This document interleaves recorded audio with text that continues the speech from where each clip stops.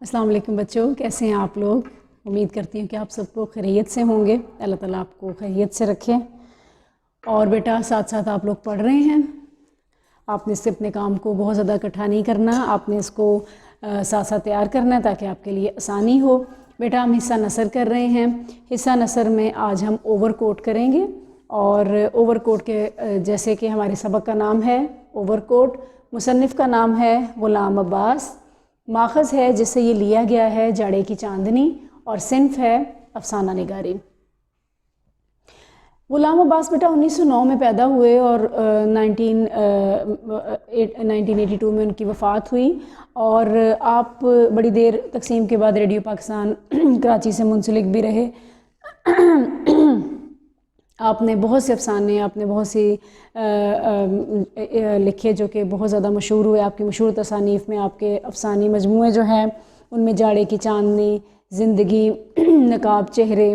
اور یہ آپ کے بڑے مشہور افسانے ہوئے ہیں۔ یہ جو آپ کا افسانہ ہے اوور کوٹ، یہ جاڑے کی چاندنی سے لیا گیا ہے۔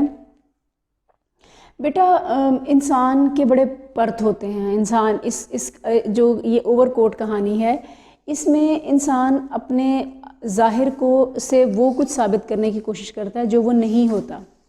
جب آپ نے اس کا خلاصہ لکھنا ہے تو اوپر سبق کا نام لکھنا ہے، نیچے مصنف کا نام لکھنا ہے، اور پیراگراف کی صورت میں آپ نے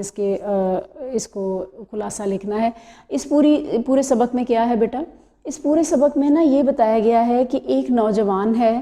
جو کہ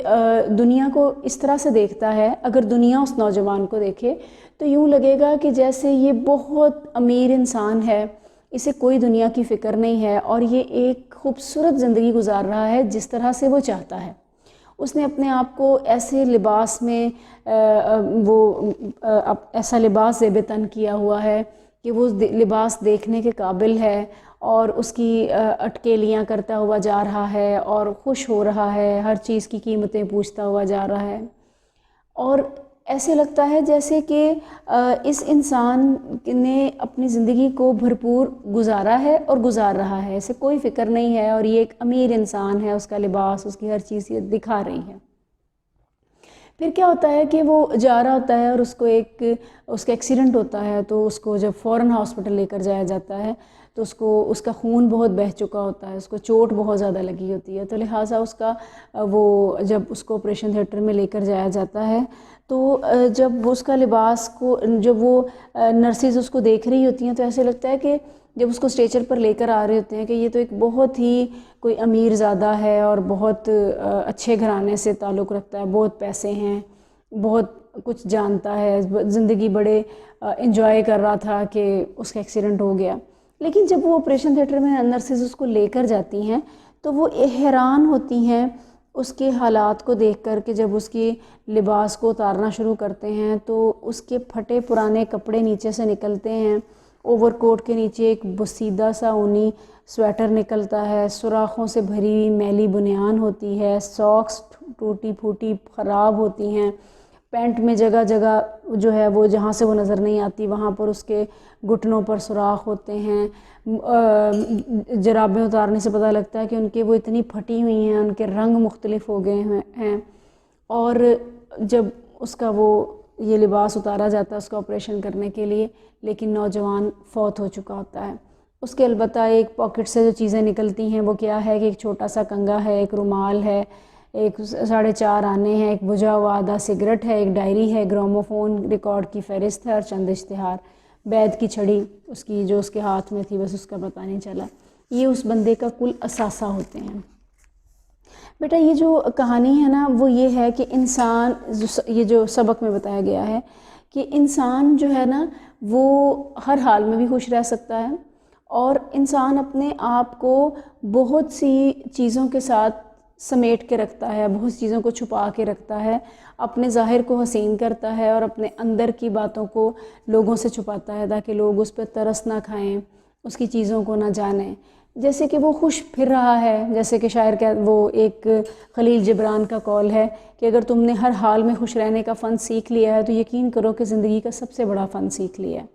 ہر حال میں خوش رہنا ہر ایک کے بس کی بات نہیں ہوتی، خوشی میں بھی، غم میں بھی، تکلیف میں بھی۔ یہ فن تب آتا ہے جب آپ توکل کرتے ہیں اور اپنا وقت گزارتے ہیں۔ تو جو یہ سبق ہے اس میں یہ جو بیان کیا گیا ہے بار بار کہ اس کا لباس ایسا تھا، اس کی چیزیں ایسی تھیں، وہ اپنے ظاہر کو ویسے بتا رہا تھا جیسا اس کا اندر نہیں تھا۔ ہم یہاں پر ایک جیسے کہ یہاں پر ایک پیراگراف لیتے ہیں مثال کے طور پر آپ کو بتانے کے لیے، جیسے کہ یہ ایک پیراگراف ہے آپ کی بک میں ہوگا جس میں آپ کو بتاؤں گی کہ آپ اس کی تشریح میں کیا امدادی چیزیں استعمال کر سکتے ہیں کہ نوجوان نے شام سے اب تک اپنی مٹر گشت کے دوران میں جتنی انسانی شکلیں دیکھی تھیں ان میں سے کسی نے بھی اس کی توجہ کو اپنی طرف منتف نہیں کیا تھا۔ فی الحقیقت ان میں کوئی جاذبیت تھی ہی نہیں، یا پھر وہ اپنے حال میں ایسا مست تھا کہ کسی دوسرے سے کوئی سروکار ہی نہ تھا۔ مگر ابھی اس نے آدھی ہی سڑک پار کی ہوگی کہ اینٹوں سے بھری ہوئی ایک لاری پیچھے سے بگولے کی طرح آئی اور اسے روتی ہوئی میکلوڈ روڈ کی طرف نکل گئی۔ لاری کے ڈرائیور نے نوجوان کی چیخ سن کر پل بھر کے لیے گاڑی کی رفتار کم کی۔ وہ سمجھ گیا کہ کوئی لاری کی لپیٹ میں آ گیا اور وہ رات کے اندھیرے سے فائدہ اٹھاتے ہوئے لاری کو لے بھاگا۔ 2-3 راہ گیر جو اس حادثے کو دیکھ رہے تھے شور مچانے لگے، نمبر دیکھو، مگر لاری ہوا ہو چکی تھی۔ اس میں وہ بتایا ہے کہ وہ نوجوان کس طرح سے اپنی دنیا میں مست جا رہا تھا، اس دنیا کی کوئی پرواہ نہیں تھی، کوئی چیز اس کی طرف اتنی اٹریکٹ نہیں کر رہی تھی، لیکن کیا ہوا کہ ایک دم ایک لاری آئی اور اس نے اس کو آ کر مارا اور وہ اس کی چیخ کی آواز نکلی۔ اس کا مطلب ہے کہ یہ کافی زور سے ایکسیڈنٹ ہوا ہے اور وہ جو لاری کا ڈرائیور تھا وہ اس کو لے کے آگے بھاگ گیا اور لوگ اس کو پکڑنے لگے اور کوئی یہ کہنے لگا کہ اس لاری والے کو دیکھو، اس کا نمبر گاڑی کا نوٹ کرو تاکہ پولیس کو بتایا جا سکے۔ جیسے نا شاعر کہتا ہے کہ مر جائے تو بڑھ جاتی ہے انسان کی قیمت، زندہ رہے تو جینے کی سزا دیتی ہے دنیا، کہ یہ دنیا میں وہ کس طرح سے پھیر رہا تھا، کوئی اس کی طرف دھیان نہیں دے رہا تھا، لیکن جب انسان مر جاتا ہے تو انسان ہر ایک کی توجہ کا مرکز بن جاتا ہے۔ یہ جو اس کی موت آئی اور ایک لاری کے ذریعے اس پر وہ اپنے خالق حقیقی سے جا ملا، تو اس کا راز تب کھلا جب اس کو ہاسپٹل میں لے کر گئے اور اس کے وہ سارے کپڑے اتارے گئے تو وہ نیچے سے کیا بوسیدہ حالت تھی اس کی، اور وہ کتنی ایک غربت کا شکار انسان تھا، تب اس کا پتہ چلا۔ ورنہ دنیا میں رہتے ہوئے اس نے ایک ایسا لبادہ اڑا ہوا تھا کہ جس کو پرکھنا، جس کو جاننا کسی عام انسان کے بس کی بات نہیں تھی۔ وہ ہر بات کو سمجھتا تھا کہ میں نے دنیا میں اپنے اس روح کو کیسے قائم رکھنا ہے، لیکن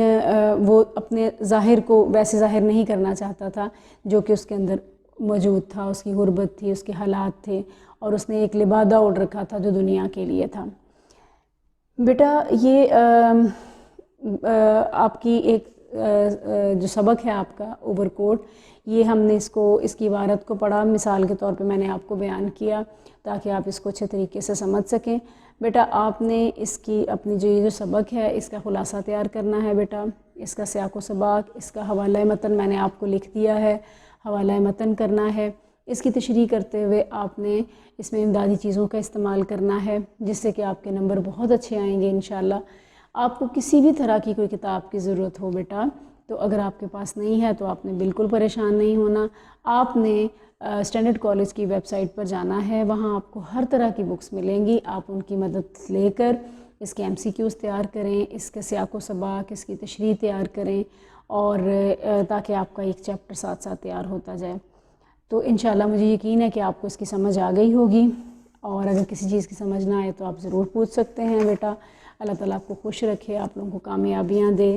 اور اللہ تعالیٰ آپ پر اپنی بہت خاص مہربانی کرے۔ ٹھیک ہے، تھینک یو سو مچ بیٹا، اللہ حافظ۔